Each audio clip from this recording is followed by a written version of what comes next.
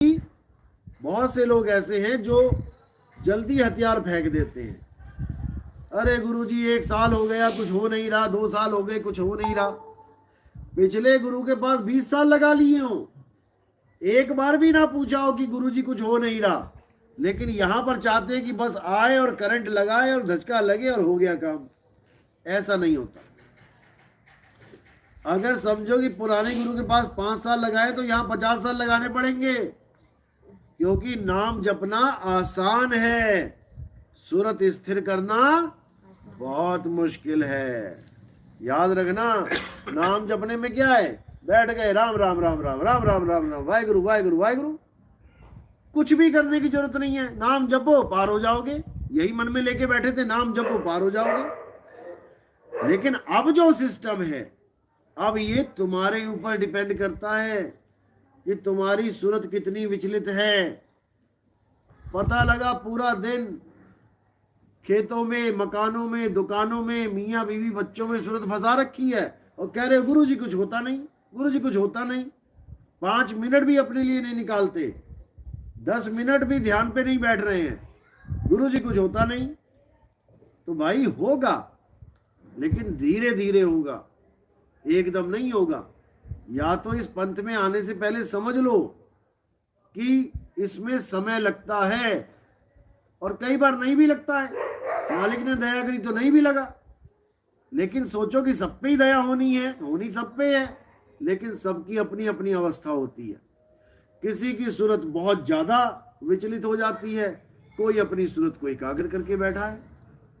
खेल सारा सूरत का है। सबके सामने बाल्टी है, बाल्टी में जल है, जल हिलता हुआ दिया हुआ है सबको। अब जिसका जल जल्दी रुक जाएगा, शांत हो जाएगा, वो अपने स्वरूप को देखेगा। जिसकी बाल्टी हिल जा रही है वो बार बार हिलती रहेगी, नहीं देख पा रहा है, लेकिन स्वरूप उसी में दिखेगा।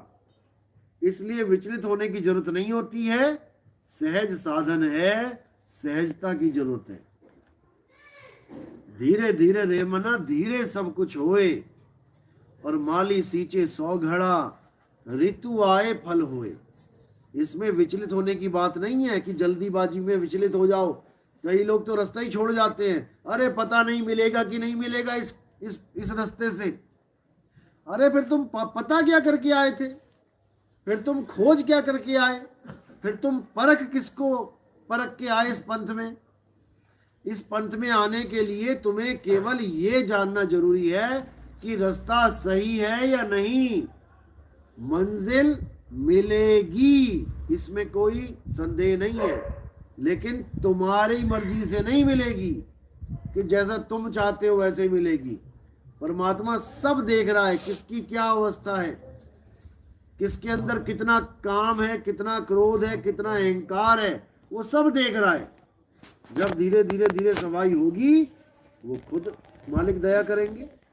लेकिन तुम चाहते हो कि सब कुछ परमात्मा ही कर दे, मैं कुछ ना करूं, तो ये तुम्हारी गलतफहमी है। इस पंथ में आने की जरूरत नहीं है। इस पंथ में उन लोगों को आने की जरूरत नहीं है जो जल्दबाज वाले हैं, क्योंकि जल्दीबाजी का काम शैतान का, ये परमात्मा का काम नहीं है भाई। परमात्मा तो कह रहे हैं धीरे धीरे रे मना, धीरे सब कुछ होए। रस्सी से निशान पड़ेगा, सिल पे निशान पड़ना ही पड़ना है। कुआं खुद गया, रस्सी आ गई, बाल्टी लग गई, अब निशान पड़ना ही पड़ना है। लेकिन तुम कहो कि 2 दिन में पड़ जाए, 10 दिन में पड़ जाए, तो भाई ये तुम्हारी गलतफहमी में। अगर तुम्हें 2 दिन 10 दिन, अगर तुम्हें टाइम देख के आना है, तो ये तुम्हारी गलतफहमी है। इस पंथ में आने की जरूरत नहीं है। जहां पर हो नाम जप रहे हो, करते रहो, लग जाएगा पता।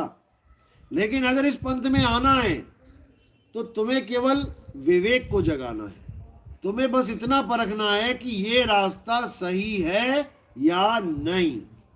इसके बाद तुम्हें कुछ दिमाग लगाने की जरूरत नहीं है। इसके बाद केवल चलने की जरूरत है। चलोगे तो पहुंचोगे, नहीं चलोगे तो जहां हो वहीं रह जाओगे। इसलिए साहिब ने बिल्कुल क्लियर कर दिया कि मोको कहां ढूंढे रे बंदे, मैं तो तेरे पास में। गुरु आपको बताएगा कि वो पास कहाँ पे है। परमात्मा पास में है तो कहाँ है वो पास, कुछ दिखा नहीं देगा आपको कि आपको यकीन हो जाए, अरे गुरुजी आपने तो बहुत बढ़िया परमात्मा दिखा दिया। नहीं, वो केवल बताएगा, लखाव कराएगा, पहचान बताएगा। एक छुड़ाए एक लखाए, वो परमात्मा पकड़ा नहीं देगा हाथ में, वो तुम्हें बताएगा कि परमात्मा पास में है तो कहाँ है।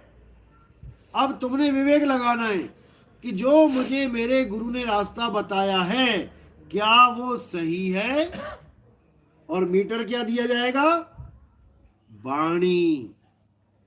मीटर वाणी है, कबीर वाणी साहिब की वाणी के साथ आपने वो मैचिंग करनी है कि मुझे मेरे गुरु ने जो रास्ता बताया है वो सही है या नहीं है। और अंदर से अपने आप आवाज आ जाएगी कि यही सत्य है। इसके बाद आपने कोई दिमाग नहीं लगाना। रास्ता पूछ लिया, रास्ता बता दिया गया कि 10 किलोमीटर पे है, अब आपने दिमाग नहीं लगाना, अब आपने चलना है। इसी को बोला कहे कबीर सुनो भाई साधो मैं तो हूं विश्वास में।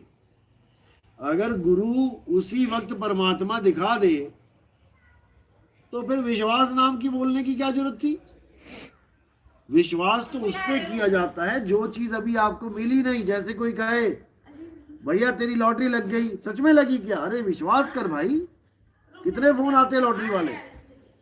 अब तुम कहो हाँ मैंने विश्वास कर लिया और लॉटरी तुमने कभी खरीदी नहीं, तुमने लॉटरी कभी खरीदी नहीं और किसी के कहने पे तुमने विश्वास कर लिया कि हाँ मेरी लॉटरी लग गई, तो तुमसे बड़ा बेवकूफ नहीं है।